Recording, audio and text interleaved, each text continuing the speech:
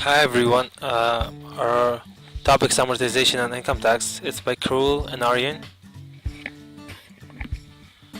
What is the CRA? The CRA stands for Canada Revenue Agency. They administer tax laws for the Government of Canada and for most provinces and territories. Also responsible for ensuring everyone complies with these tax laws on behalf of the government across Canada.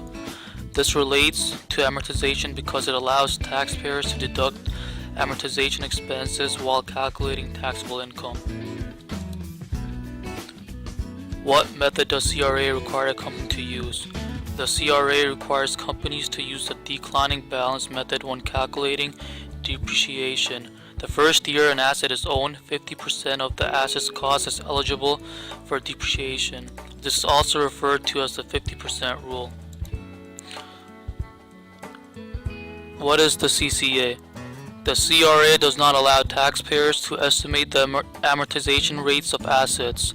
It groups assets into various classes and provides maximum amortization rates for each class of capital assets. Amortization allowed for income tax purposes is calculated on a group basis and is called capital cost allowance. Capital cost allowance is a tax deduction or depreciation that Canadian tax laws allows businesses to claim for the loss in value of capital assets as they wear out over time.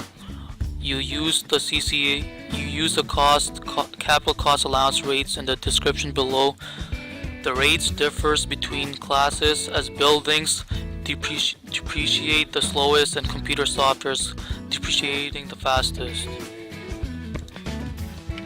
Okay, so the alternative way of calculating amortization expense, which is the wrong way, is the straight line method, which is the cost minus residual value divided by number of estimated years. That's the wrong one. There's no other way to calculate the CRA. It requires you to use only the declining depreciation method. Method stability. The method provides declining amortization expense because declining balance method involves the spreading of cost of an asset over its life, which results in declining depreciation charges each successive period.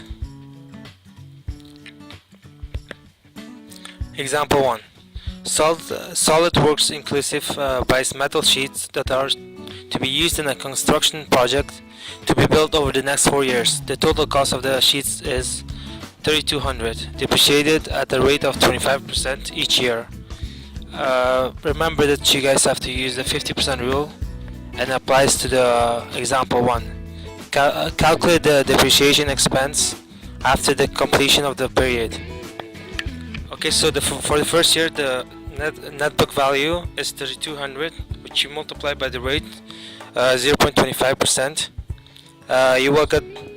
You will get the depreciation expense, which is $400, and the accumulated depreciation is $400. The net book value for the year end is $2,800.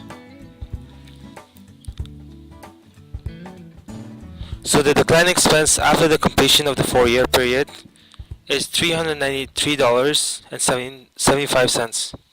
Created using Powtoon.